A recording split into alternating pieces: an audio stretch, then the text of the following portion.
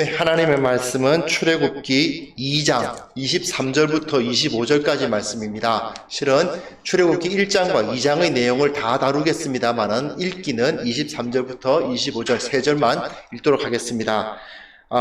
흩어져 있지만 같은 마음을 모아서 말씀을 함께 읽었으면 좋겠습니다. 같은 목소리를 한번 읽어보겠습니다.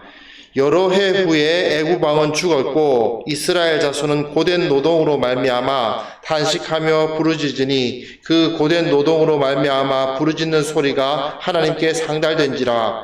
하나님이 그들의 고통 소리를 들으시고 하나님이 아브라함과 이삭과 야곱에게 세운 그의 언약을 기억하사 하나님이 이스라엘 자손을 돌보셨고 하나님이 그들을 기억하셨더라. 아멘. 네, 우리 오늘 본문을 통해서 우리가 사실 오늘 제가 읽은 이 본문만 보면은 결론은 굉장히 간단합니다. 그리고 어떻게 보면 다 아는 이야기라고 생각하실 수도 있을 것 같습니다. 하지만 이를 통해서 우리가 하나님 앞에서 어떠한 확신을 가져야 할지, 특히 지금 우리가 처해 있는 이 현실을 바라볼 때 말입니다. 이 현실을 바라볼 때에 우리가 어떤 마음과 어떤 태도를 가져야 할지 확인할 수 있었으면 좋겠습니다. 우리는 오늘부터 출애굽기를 좀 다뤄보려고 합니다. 출애굽기, 그 시작 부분을 우리가 읽지 않았습니다만은 한마디로 말해서 환경이 완전히 바뀌어 있는 상황이 되었습니다. 한번 본문을 제가 읽어보면요. 6절부터입니다. 보시면요. 요셉과 그의 모든 형제와 그 시대의 사람은 다 죽었고, 요셉을 아시지요? 요셉이라는 사람이 창세기 때 나온 정말 대단한 영웅 아닙니까? 그 요셉이 이제 모든 사람들, 이스라엘의 자기 집안 사람들을 다 데리고 와서 그 고센 땅에 안착을 시켰습니다. 요셉은 애굽의 총리였기 때문에 그곳에서 가장 강한 사람이었고, 그렇기 때문에 당연히 이스라엘 사람들은 굉장히 편안하게 그곳에서 생활을 했을 것입니다. 그런데 요셉도 죽었습니다. 그 시대의 사람도 죽었습니다. 그리고 세월이 조금 흘렀습니다.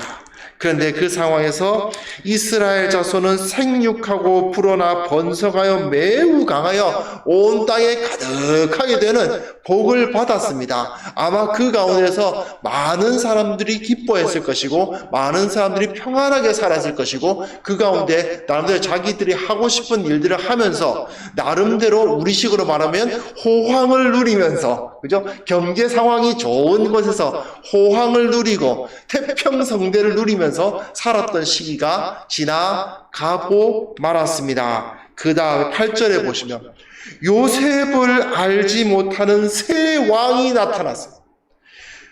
왕조가 바뀌었다는 뜻입니다. 요셉을 알지 못하는 왕이 나타났다는 말은 그 왕들의 아들 중에 한 명이 왕이 되어가지고 아버지로부터 요셉 이야기를 못 들었다, 그 뜻이 아닙니다. 완전히 왕조가 바뀌었습니다. 요셉을 알지 못하는 왕이 태어나서 정권이 바뀌었습니다. 그럼 어떤 일이 벌어집니까? 이스라엘이, 그곳에서 잘 먹고 잘 살고 풍요롭게 살고 있었던 이스라엘이 위협으로 느껴지기 시작합니다. 9절에 그가 그 백성에게 이르되, 자기를 따르는 애굽 백성이죠. 애굽 백성에게 이르되 이 백성 이스라엘 자손이 우리보다 많고 강하도다. 자, 우리가 그들에게 대하여 지혜롭게 하자. 두렵건대 그들이 더 많게 되면 전쟁이 일어날 때에 우리 대적과 합하여 우리와 싸우고 이 땅에서 나갈까 하노라 하고, 이스라엘을 위협으로 느끼기 시작합니다. 이스라엘이 그들을 위협하진 않았습니다. 새로운 왕조가 들어섰다고 해서 이스라엘이 그들에게 반대하는 그런 표시를 냈다는 증거는 전혀 없습니다. 그러나 단순히 사람수가 많다는 이유로, 번성에 있다는 이유로 위협을 느끼고 저들에게 어떤 일을 하느냐? 감독들을 그들 위에 세우고 그들에게 무거운 짐을 지워서 괴롭게 합니다. 그들에게 바로를 위해서 국고성 비돔과 람셋을 건축하게 하더라. 자, 문제가 생겼습니다. 그 이전까지는 하고 싶은 일들을 편안하게 하면서 평안하고 풍요롭게 그리고 행복하게 태평성대를 누리면서 살아가고 있었는데 이제 무거운 짐이 생겼습니다. 무거운 짐이 이들에게 내려졌다는 것입니다. 창세기에서는요, 아담이 범죄했을 때 어떤 일이 벌어졌습니까? 무거운 짐이 그에게 주어져서 땀을 흘려야 먹을 수 있는 시대가 되었죠. 그것과 똑같은 일이 이들에게 벌어진 것입니다. 무거운 노동의 무게가 그들의 어깨를 짓누르는 상황이 벌어지고 말았습니다. 그러나 그렇다고 해서 이스라엘이 망했느냐? 전혀 그렇지 않습니다. 오늘 우리가 읽지는 않겠습니다만은 계속 이들은 더욱더 번성해 나가기 시작합니다. 애굽 사람들은 계속해서 이스라엘을 압제하고 계속 노동을 시키는데 오히려 이스라엘은 점점 더 확장되어 나갑니다. 점점 더 그 숫자가 늘어납니다. 결국은 바로가 새로 태어나는 남자애들은 다 죽여! 나일강에다 다 던져버려! 이런 아주 사실 갓 태어난 아이를 어떻게 죽입니까?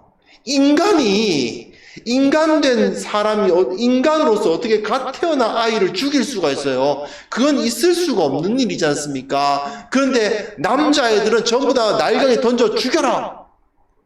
그런 명령까지 떨어졌죠. 그런데 그런 명령에 의해서 어떤 일이 벌어지느냐?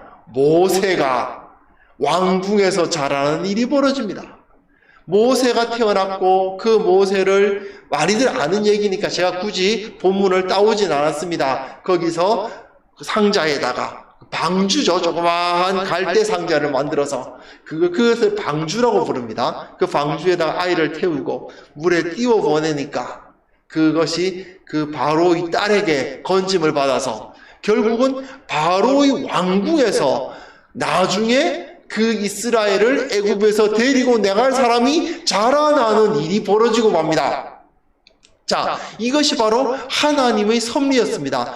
압제를 당했지만 오히려 그들의 수는 더 늘어나고 힘들고 어려울수록 저들은 더 강해지고 악한 일을 하면 할수록 그 악한 일들에 의해서 오히려 그 백성들을 자기들에게서 독립시킬 지도자가 자기 코 밑에서 자라나게 해요.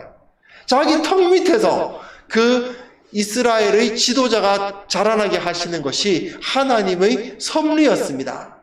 그런데 문제가 생겼습니다. 어떤 문제가 생겼느냐? 그 지도자감 될 사람이 희한한 일을 하고 말았습니다. 2장 11절을 보시면요. 한번 보시겠습니다. 2장 11절에 모세가 장성한 후에 한 번은 자기 형제들에게 나가서 그들이 고되게 노동하는 것을 보더니, 출애굽기 1장과 2장에서 중요한 주제가 여기서 흐릅니다. 고되게 노동하는 것. 고된 노동이 1장에서도 주어지고 2장에서도 문제의식이 주어지죠. 그들이 고되게 노동하는 것을 보았습니다. 어떤 애굽 사람이 한 히브리 사람, 곧 자기 형제를 치는 것을 본지라 때리는 겁니다. 일하라고 채찍을 쳤는지 주먹으로 쳤는지 그건 알 수 없지만 어쨌든 일을 시키는데 강압적으로 일을 시키는 것을 봅니다. 그러자 좌우를 살펴 사람이 없는 것을 보고 그 애굽 사람을 쳐 죽여 모래 속에 감춰버립니다. 그런데 어떤 일이 벌어집니까? 이튿날 다시 나가니 두 히브리 사람이 서로 싸우고 있어요. 자기 동족들이 싸우고 있어요. 그러니까 잘못한 사람들에게 이르되, 가만 보니까 얘가 좀 잘못했어. 야, 어찌하여 네가 동포를 치느냐? 우린 형제잖아. 형제를 왜 치느냐라고 이야기하는데 이 사람이 이렇게 쏘아붙입니다. 그가 이르되, 누가 너를 우리를 다스리는 자와 재판관으로 삼았느냐? 내가 잘못했다고? 누가 너더러 우리 재판관을 시켜줬어? 누가 네가 재판관이라고 임명해줬어? 그렇게 따지는 겁니다. 네가 애굽 사람을 죽인 것처럼 나도 죽이려느냐? 예, 모세는 자기 동족을 위한답시고 그렇게 사람을 죽여서 모래에 파묻어 버렸는데, 그런데 자기 동족들은 그런 일을 한 모세를 인정해주지 않는 일이 벌어집니다. 모세는 두려워하여 이르되 일이 탈로 되었도다. 예, 바로가 이 일을 들었습니다. 건수 잡았습니다. 예, 모세를 그냥 눈에 가시처럼 보고 있었을 것 같습니다. 건수를 잡고는 그냥 이 모세를 어떻게 칠까? 이야, 살인을 저질렀어? 아니, 자기 백성을 죽이는 왕족이 어딨어? 이러니까 그냥 어쩔 수 없죠. 모세는 그만 도망을 갑니다. 바로의 낯을 피하여 미디안 땅에 머물고 말았습니다. 도망가고 말았습니다. 자, 이것은 지금 제가 이제 사실 출애굽기 1장과 2장을 다 읽어 하나하나 설명할 수가 없기 때문에 요약해서 말씀드리겠습니다만은, 지금 현재 이스라엘 자손이 어떤 상황에 있는가를 보여주고 있는 것입니다. 세상이 바뀌었어요. 그 이전에는 잘 나갔던 민족입니다. 풍요로웠던 민족이고요. 태평성대를 누렸던 민족입니다. 그런데 그들이 종노릇을 하는 위치로 떨어지고 말았습니다. 뭐 때문에요? 정권이 바뀌었어요. 정권이 바뀌고 왕조가 바뀌었어요. 세상이 바뀌어버렸어요. 우리는 지금 이전까지는 잘 되고 있었는데 갑자기 죄악된 세상, 하나님을 알지 못하는 세상, 하나님을 거부하는 세상에 떨어지고 말았어요. 그런 상황에서 죄의 결과물인 심한 노동, 그 일을 통해서 등에 땀이 흘러야 네가 음식을 먹을 거이라 하셨던 그 하나님의 말씀처럼 그 고통 가운데 처하고 말았습니다. 하나님은 그럼에도 불구하고 그들에게 계속 은혜를 주시고, 어떻게 보면 모세는 그들에게 인간적인 눈으로 봤을 때는 유일한 소망일 수도 있었습니다. 그렇지 않습니까? 분명히 바로의 딸이 모세를 건질 때 이는 히브리 사람의 아이로다 하고 건졌어요. 제가 읽지 않았습니다만 히브리 사람인 건 알고 있었어요. 히브리 사람 출신으로서 왕족으로서 왕궁에서 자라고 있는 사람이 그래도 한 명이 있어요. 그러면 지금 압제를 당하고 있는 이 너무나도 고통스럽게 그 땀을 흘리면서 맞으면서 일을 해야 되는 이 이스라엘 사람들의 입장에서는 유일한 소망이 누구입니까? 예, 유일한 소망이 모세입니다. 인간적인 눈으로 봤을 때 말이죠. 그렇지 않습니까? 저 녀석이 조금 세력을 얻어서 정치력을 좀 발휘해서 어느 정도 힘을 얻으면 저 바로를 견제하고 나름대로 우리 히브리 사람들에게 힘이 되어줄 거야 라고 생각할 만하지 않겠습니까? 생각하면 그렇잖아요. 요즘 제가 중보기도 하고 있는 미얀마의 사태, 궁부와 이런 사태가 있습니다만은 어쨌든 뭔가 이 정치적으로 일이 이루어지려면은 지도자가 서야 되죠. 대표 지도자. 아웅산 수치 여사가 있으니까 나름대로 그 미얀마에서 나름대로 그 군부와 그 민주 세력이 대치를 하는 것 같습니다. 그 대표되는 어떤 사람이 한 명이 있죠. 애굽에서 누구였겠습니까? 모세였습니다. 히브리 사람의 대표는 모세였고 모세가 유일한 소망이었어요. 그런데 그 모세가 그만 바보짓을 하고 말았습니다. 좌우를 살펴 사람이 없다고 생각하고 그것이 드러나지 않을 거라고 생각하고 범죄를 저지르고 말았습니다. 살인을 저지르고 말았어요. 그런 행동은 정치적으로 해서도 안 되는 것이었고 그런 행동은 결코 사실 한 사람 그 사람 좀 좀 억울한 일을 당한다 하더라도 그 사람을 그냥 죽이기까지 하는 것은 그 한 문제를 해결한다고 해서 모든 큰 전체적인 문제가 해결되겠습니까? 그렇진 않잖아요. 그 문제가 수도 없이 이루어지고 있는데 눈에 보이는 거 하나 그걸 해결한다고 해서 뭐가 잘 되겠습니까? 그런데 그냥 마음에 욱하는 마음에 좌우를 살펴 아무도 없다. 사람 죽여라. 모래 파묻어 버려라. 이렇게 행동을 한 거죠. 결국은 모세는 미디안으로 쫓겨나고 말았습니다. 이스라엘에게는 아무 소망이 없게 되었습니다. 이게 바로 그 당시 이스라엘 사람들이 처한 환경이었습니다. 그리고 다시 오늘 읽은 본문을 한번 보겠습니다. 23절 보시면요. 여러 해 후에 애굽 왕은 죽었습니다. 자, 자기들을 그렇게 핍박하던 애굽 왕은 죽었어요. 그런데 어떻습니까? 이스라엘 자손은 고된 노동으로 말미암아 탄식하며 부르짖고 있습니다. 예, 왕이 죽었는데 자기들을 원래 핍박하던 그 사람은 죽고 없어졌음에도 불구하고 그 원인은 사라졌음에도 불구하고 그 결과는 그대로 남아 있습니다. 여기서 오늘 본문에서 이 사실을 모세는 굉장히 강조해서 쓰고 있어요. 보세요. 여러 해 후에 애굽 왕은 죽었지만 이스라엘 자손은 고된 노동으로 말미암아 탄식하며 부르짖으니 그 고된 노동으로 말미암아, 고된 노동이란 말을 2번씩 반복하고 있잖아요. 고된 노동으로 말미암아 탄식하며 부르짖고 고된 노동으로 말미암아 부르짖는 소리가 하나님께 상달되었다. 예, 그들이 고된 노동으로 고통당하고 있었다라는 것이 여기서 강조되고 있는 것입니다. 자, 지금 우리가 어떤 상황에 있습니까? 물론 지금 우리 성도님들 각자의 삶이 다 다릅니다. 어떤 분은 조금 평안하실 분도 계실 수 있고요. 어떤 분은 많은 고통 가운데 있으실 분도 있을 수 있습니다. 그러나 근본적으로 우리 각자는 전부 죄로 인하여 이 세상의 압제를 당하고 있죠. 그리고 고된 노동의 압제, 힘들고 땀 흘려 일해야만 하는 상황.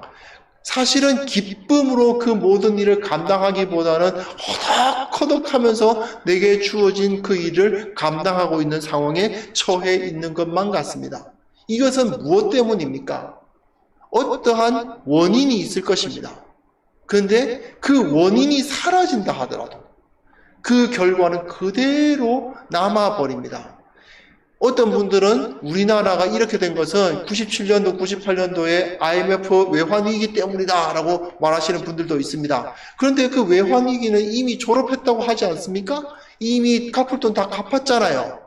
그러나 그때 만들어진 그 사회적인 분위기는 우리들을 아직까지도 누르고 있습니다. 코로나19 사태 때문이다 라고 이야기할 수도 있습니다. 네, 그런데요, 물론 아직 끝나지 않았습니다만은 만약 이 사태가 끝나고 나면 지금 우리 자영업자님들이나 또는 기타 여러 가지 사회적인 하층민들이 고통당하는 그 고통이 정말 사라질까요? 글쎄요, 사라지길 저는 바랍니다만은 그렇지 않을 것이라고 보시는 분들이 많이 있는 것 같습니다. 나는 왜 이렇게 힘들고 나는 왜 이렇게 고통스러울까? 나는 왜 이렇게 매일 아침을 시작하기가 어렵고 매일 아침마다 일할 때마다 한숨을 쉬면서 하루를 시작해야만 되는 것일까? 그 원인은 여러 가지가 있을 수 있습니다. 그리고 각자 다 다른 이유로 나름대로 힘듦과 어려움을 겪으면서 우리는 살아가고 있습니다. 그런데 말입니다. 문제는 가만히 생각해보면 그 문제가 사라졌음에도 불구하고 그 문제가 실제로는 문제가 아니라 하더라도 우리들에게는 여전히 그 고통이 남아있는 경우가 많습니다. 한 번 아팠고 나를 아프게 했던 그 원인은 사라졌지만 그 고통은 여전히 나의 심령 가운데, 나의 영혼 가운데, 그리고 나의 삶의 버릇 가운데 남아있는 것이죠. 그러면서 그 고통이 계속해서 남아서 우리를 압제합니다. 여기서도 마찬가지입니다. 애굽에서 물론 그 남자아이들을 다 죽이라고까지 했던 그 바로는 죽었습니다. 하지만 여전히 애굽인들은 이스라엘을 계속해서 압제하고 그들로부터 노동력을 착취하는 상황은 그대로 남아 있었던 것입니다. 그 바로는 사라졌지만 그 다음 바로도, 그 다음 바로도, 그 다음 왕도, 그 다음 왕도, 그 다음 왕도 그러한 사회 구조는 당연한 것이라고 여기면서 그것을 그대로 살아가도록 하는 그런 상황이 계속 이어지고 있었던 것을 볼 수 있습니다. 그랬을 때 여기서 24절, 25절을 한번 볼 필요가 있습니다. 하나님이 그들의 고통 소리를 들으시고 하나님이 아브라함과 이삭과 야곱에게 세운 그의 언약을 기억하사 하나님이 이스라엘 자손을 돌보셨고 하나님이 그들을 기억하셨더라. 자, 원어에도 이대로 그대로 나와 있습니다. 하나님이 그들의 고통 소리를 들으시고 아브라함과 이삭과 야곱에게 세운 그의 언약을 기억하사 이스라엘 자손을 돌보셨고 그들을 기억하셨더라가 아니고 하나님이 그들의 고통 소리를 들으셨다. 하나님이 아브라함과 이삭과 야곱에게 세운 그의 언약을 기억하셨다. 하나님이 이스라엘 자손을 돌보셨다. 하나님이 그들을 여기서 기억하셨다라고 번역되어 있는데요. 사실 앞에서 기억하셨던 것과 다른 단어입니다. 하나님이 근심 어린 눈으로 바라보셨다 이런 뜻입니다. 깊이 고려하셨다. 이거 어떡하나? 언약을 기억하시고 근심 어린 눈으로 이스라엘을 바라보고 계셨습니다. 각각 다 하나님이 그렇게 하셨다는 주어가 만들어져 있습니다. 왜 모세는 이렇게 기록하고 있을까요? 하나님께서 지금도 확실하게 너무나도 분명하게 우리를 바라보고 계시고 하나님께서 분명하게 우리를 인도하고 계시고 우리를 이끌고 계시다는 사실을 강조하기 위함이죠. 하나님이다. 하나님이 다른 사람이 아니고 다른 약한 존재가 아니고 인간적인 그런 존재가 아니고 한 번에 그냥 끝날 문제가 아니고 계속해서 하나님이 그렇게 하셨어. 하나님이 기억하셨어. 하나님은 우리를 돌보셔. 하나님은 우리에게 관심을 갖고 계셔. 하나님은 그 언약을 기억하고 계셔. 그렇게 강조하고 있는 것입니다. 모세는 이후에 수많은 일들을 겪으면서 이 출애굽 당시의 기록을 썼을 것입니다. 그 당시에 이스라엘 자손들이 어떤 고난을 겪고 있었던가 생각해보면 광야를 걸을 때에도 그 광야길 뜨거운 햇살을 물론 구름 기둥이 막아주고 있지만 그 아픈 길이 제대로 나지 않은 그 광야를 걸을 때에 허덕허덕하면서 걸을 때에도 이때를 기억했을 것입니다. 매일의 삶이 힘들고 어려울 때 아침에 눈을 뜨기에 오늘이 그냥 휴일이었으면 좋겠다 싶을 때가 계속해서 반복될 때 내가 왜 이 일을 해야만 되는 거지? 라는 생각이 자꾸만 들고 있을 때 내가 이루기를 원했던 그 목표가 너무나도 멀리 있다고 느껴질 때 오늘만은 그냥 그만뒀으면 좋겠다. 오늘은 그냥 없었으면 좋겠다라는 그런 생각이 들 때마다 그러나 나의 영혼에 쉼을 얻을 수 없고 나의 영혼에 기쁨을 얻을 수 없고 내가 왜 이 일을 해야 되는지에 대한 동기부여를 얻을 수 없을 때마다 우리는 이 모세의 기록을 기억해야만 됩니다. 하나님은 기억하고 계십니다. 하나님은 그들이 고통 소리만 그러니까 이제 신음소리를 말해요. 끙끙 앓는 소리를 말해요. 끙끙 앓는 그 소리를 들으시고 하나님께서 약속하셨던 것을 기억하시고 그들을 돌보아 주시고 또한 아주 관심 있게 내려다보고 계신다라고 모세는 하나님이 4번에 걸쳐서 하나님이란 말을 반복해 가면서까지 하나님은 절대로 우리를 그냥 내버려 두시지 않는다라는 것을 여기서 보여주고 계시는 것입니다. 그러므로 우리는 이제 다시 한번 우리의 삶을 돌아보았으면 좋겠습니다. 힘들고 피곤하다고 느껴지십니까? 혹시 매일의 삶이 고통이라고 생각되시는 분이 계십니까? 내가 왜 이 일을 하고 있지? 내가 왜 이 공부를 해야 되는 거지? 나는 왜 지금 어쩌다가 내가 이 자리에 와 있는 거지? 하는 그런 생각이 드실 때가 있으십니까? 하나님께서는 이스라엘이 그 엄청난 고통을 당하고 있음에도 불구하고 그 수를 번성케 하신 분이십니다. 하나님께서는 이스라엘이 말도 안 되는 핍박을 당하고 있을 때라도 모세를 건져서 그들의 지도자로 키우셨던 분이십니다. 하나님은 이스라엘 자손들이 그 엄청난 고난과 노동의 강도 때문에 힘들어하는 와중에서도 그들의 신음소리를 들으시고 그들을 기억하고 계신 분이십니다. 왜 그렇게 하실까요? 왜 우리를 이렇게 고통 가운데 두실까요?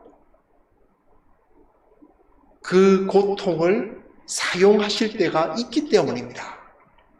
우리 주님을 보십시오. 우리 주 예수 그리스도께서 무엇 때문에 그 고통을, 그 공생애의 고통을, 아니 그분께는 사실은 태어날 때부터 고통이었을 것입니다. 하늘 보좌를 버리시지 않았습니까? 하늘 보좌를 버리시고 이 땅에 오셔서 결국은 십자가를 지시기까지 그 30여 년 동안의 세월 자체가 고통의 세월이었을 것입니다. 그런데 그 고통의 세월을 그분이 그렇게 걸어가셔야 했던 이유는 무엇이었습니까? 다 이유가 있지요. 모든 사람들을 구원하시기 위해서, 이 세상 가운데 하나님의 나라를 선포하시기 위해서 그 고통을 겪으시지 않았습니까? 우리에게도 그 사명이 지금 주어져 있는 것입니다. 뭐 때문에 내가 이 고통을 당해야 되는지 잘 모르겠어요. 우리는 주님처럼 멀리를 내다볼 수 있는 능력은 없다 보니까 지금 내가 겪고 있는 이 고통이 나중에 어떻게 쓰일지는 잘 모릅니다. 그러나 여기서 우리는 믿음을 가져야 합니다. 믿음으로 보이지 않는 것들의 증거를 삼아야 됩니다. 반드시 주님께서 지금 내가 이 고통당하고 있는 것들을 들어 쓰실 것입니다. 반드시 나의 아픔과 나의 외로움과 나의 고통과 나의 피곤함과 나의 이 탄식함과 이 신음소리를 주님께서는 들으시고 주님께서 사용하시고 하나님의 나라를 위해서 쓰실 것입니다. 이걸 우리는 확신해야만 합니다. 지금 교회적으로 봐서도요, 참으로 어려운 시기를 겪고 있습니다. 한국 교회가 예전과 같은 그런 지위를 인정받고 있지 못한 것 같습니다. 더 이상 교회가 존경받는 사람들의 모임이 아닌 것만 같습니다. 사실 따지고 보면 교회 내에도 어리석은 모습들이 너무나도 많습니다. 유일한 소망이었던 모세가 바보짓을 해가지고 미디안 광야로 쫓겨난 것과 같이 교회 내에서 해서는 안 될 일들, 교회가 그렇게 해서는 안 되었음에도 불구하고 교회가 어리석은 짓을 하는 바람에 더 어려움, 더 큰 고통을 겪는 그런 일들이 벌어지고 있는 것 같습니다. 하지만 그럼에도 불구하고 아무 소망이 눈앞에 보이지 않는다고 느껴짐에도 불구하고 주님께서는 우리의 신음소리를 들으십니다. 모세가 하나님이 했던 것을 우리는 반드시 기억해야 됩니다. 그러므로 우리 이 시간 이제부터 기도의 자리에 나아가기를 게을리할 수 없습니다. 살아계신 하나님께서 존재하시고 살아계신 하나님께서 우리와 함께 하시고 살아계신 하나님께서 우리의 기도를 들으신다는 사실에 대한 확신이 과연 우리들 가슴 가운데 정말 반석과도 같이 머무르고 있는지 우리는 확인해 보아야만 됩니다. 교회가 기도하지 아니하고 교회가 말씀으로 나 자신을 단련하지 아니하고 말씀 위에 서려고 하지 아니하고 주님 앞에 부르짖지 아니한다면 소망은 완전히 사라지는 것입니다. 사실 현대의 교회가 점점 더 신앙이 인스턴트화되어 가고 있지 않습니까? 어떻게 보면 단순합니다. 처음 시작해 말씀드린 것처럼 어떻게 보면 오늘 메시지는 너무 단순하고 너무 뻔합니다. 무엇입니까? 주님께로 돌아가야 돼요. 주님께서 우리에게 요구하셨던 그 말씀과 기도의 자리로 돌아가야 됩니다. 그런데 그것은 힘들어. 그것도 노동이야. 그것도 어려운 거야. 하나님을 기억하고 하나님께 부르짖고 하나님을 의지하는 것 자체가 이제는 힘들고 어려워집니다. 예전에 해봤는데 잘 안 되는데요. 그런 말을 내뱉습니다. 자, 여러분, 이스라엘 백성들이 어떤 시간을 그렇게 신음하였는지 생각해 보십시오. 요셉이 죽고 왕조가 바뀌고 그 왕조가 이스라엘을 안 좋게 보고 핍박을 하기 시작했습니다. 모세가 언제쯤에 태어났는지 모르겠지만 그 핍박이 어느 정도 일어나온 다음에 적어도 몇 년, 어쩌면 몇십 년이 지났을 수도 있습니다. 몇 년이 지난 이후에 아이들 다 죽이라는 소리까지 나왔습니다. 아이들 그러다가 모세가 태어났고 어떻게 왕궁에서 자라게 됐지만 40세 아닙니까? 40년 동안 이스라엘 백성들은 계속 그 가운데서 고통을 당하고 있었어요. 근데 그 40세까지 어쨌든 기다리고 있었는데 저 모세가 어느 정도 정권을 잡아서 우리 히브리 사람들을 구원해 줄 거라고 생각했던 그 모세가 40세가 됐는데 바보짓을 해가지고 쫓겨났어요. 다시 40년을 더 신음하고 더 고통당했던 것이 이스라엘의 역사가 아닙니까? 그런데 과연 우리는 얼마나 기도했다고, 얼마나 부르짖었다고, 얼마나 견뎠다고, 얼마나 인내했다고, 왜 하나님께서는 우리에게 이런 어려움을 주시느냐고 주님 앞에 불평하고 있단 말입니까? 이제 우리의 마음을 바꾸어야 됩니다. 이제 조금 더 멀리 볼 수 있었으면 좋겠습니다. 이제 조금 더 주님을 붙들어야 한다는 사실을 확인할 수 있었으면 좋겠습니다. 주님께서는 반드시 우리의 기도를 들으십니다. 주님께서는 반드시 우리의 고통받는 상황을 신원해 주십니다. 이 믿음을 가지고 이제 다시 한번 교회로서 마땅히 해야 할 그 기도의 자리로 돌아가야만 될 것입니다. 우리가 지금 매일 아침마다 사도행전을 묵상하고 있는데요. 사도행전의 메시지도 똑같아요. 결국은 교회가 교회로서 행해야 할 그 일을 계속해서 진행해 나갈 때 소망이 나타납니다. 교회가 모세처럼 하나님을 붙드는 일을 하지 않고 자기 힘을 믿고 주먹을 휘두르는 짓을 했다가 결국 40년 더 기다려야 되는 것처럼 그런 짓을 해서는 안 되는 거죠. 교회는 주님 앞에 기도의 자리, 말씀의 자리, 진리의 자리로 나아가야만 하는 것입니다. 얼굴을 뵙지 못하는 시기가 오래 지났습니다. 예, 지금 2월이 됐어요. 저는 작년 2월을 아직까지 기억합니다. 야심차게 큐티 세미나 시작했었어요. 1월달에. 야심차게 큐티 세미나 시작하면서 나름대로는 이걸 가지고 이제 사람들을 모아서 서로 큐티를 나누는데 그 소그룹을 형성하고 그 가운데서 영적인 성장을 계속 이루면서 서로 간에 이제 교회가 이제 좀 더 자기 삶을 나누면서 좀 더 끈끈해지고 이런 거 나름대로 꿈꾸면서 시작했는데 갑자기 예배가 모이지 못하게 됐습니다. 한두 달만 버티면 되겠지. 그렇게 생각했었습니다. 1년이 지나도록 지금 되어지고 있지 않습니다. 사실 저도 많이 낙심했고, 많이 원망했고, 많이 탄식했습니다.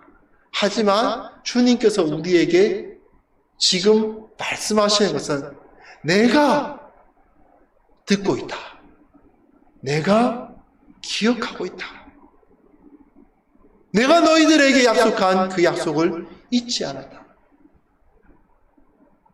비록 우리가 함께 모이지 못하고 교회로서 함께 교제하지 못하고 그로 인해서 우리의 영적인 모습이 많이 흔들리는 상황에 있다 하더라도 우리가 돌아갈 수만 있다면, 주님의 그 기도의 자리로 돌아갈 수 있다면 우리는 다시 회복될 것입니다.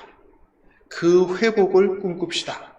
다시 한번 우리의 마음을 붙들고, 힘들고 어려우십니까? 피곤하신 분도 계신 것 같습니다. 그리고 나름대로 탄식하고 이제 원망하는 마음이 드시는 분도 있으실 것 같습니다. 하지만 그 자리에서 하나님은 우리를 버리지 않으셨다는 사실을 확신하는 우리 귀한 성도님들 다 되시기 바랍니다. 이 시간 다시 한번 이제 우리가 다시 40일도 다시 하고 중보기도도 하자고 하고 있습니다. 어떤 방법을 통해서든 말입니다. 주님께로 돌아가는 그 시도를, 주님께로 다시 주님을 붙들겠노라는 그 시작을 우리는 다시 한번 주님을 붙드는 우리 모두가 되었으면 합니다. 이 시간 기도하겠습니다. 아버지 하나님, 참으로 가슴이 벅차오르고 하나님께서는 우리를 기억하시고 하나님께서는 우리의 신음소리를 들으시고 하나님께서는 우리를 돌보시고 하나님께서는 우리에게 우리를 근심하시며 바라보고 계신다는 사실을 확인할 수 있게 하심을 감사합니다. 아버지 하나님, 연약한 인간은 참으로 낙심하였고 원망하였고 주저앉아 있었고 무엇을 해야 할지 모르고 어떻게 해야 할지 몰랐던 세월을 보내었습니다. 그러나 주님께서 다시 한번 다 알던 것이지만, 원래부터 하던 것이지만, 그러나 반드시 해야 할 것, 그쪽으로 돌아가라고 말씀하시는 목소리를 듣게 됩니다. 이 시간 우리를 일깨워 주옵소서, 돌아가게 하여 주옵소서, 주님 앞에 서게 하여 주옵소서, 말씀과 기도의 자리를 다시 한번 찾게 하여 주시고 주님 앞에 부르짖어 기도하는 자들이 되게 하여 주옵소서. 이 세상의 죄악의 짐이 너무나도 무겁지만, 그러나 그 짐을 지고 있는 것 자체가 주님의 나라를 위해서 쓰임 받을 수 있는 길이라는 사실을 확신하며 믿게 하시고, 비록 내가 지금 눈물 골짜기를 지나는 것 같지만 이 경험을 통해서 주님께서 더 큰 영광을 나타내실 것이라는 것을 분명히 붙들고 다시 한번 일어나 기도의 자리로 나아가고 한 걸음 한 걸음 성령의 능력으로 이 모든 것들을 감당하는 자들이 되게 하여 주옵소서. 부활절을 바라보면서 우리가 다시 한번 경건 생활을 도전하려고 합니다. 주님께서 우리를 붙들어 주시고 다시 한번 그 기도의 자리, 말씀을 묵상하는 자리, 하나님께 부르짖는 자리, 나 자신을 쳐서 복종시키는 자리로 돌아갈 수 있도록 도와주옵소서. 우리 모두를 주님 앞에 거룩한 자로 삼아주시기를 원하옵고 다시 한번 우리를 일깨워 주옵소서. 예수 그리스도의 이름으로 기도합니다. 아멘. 네.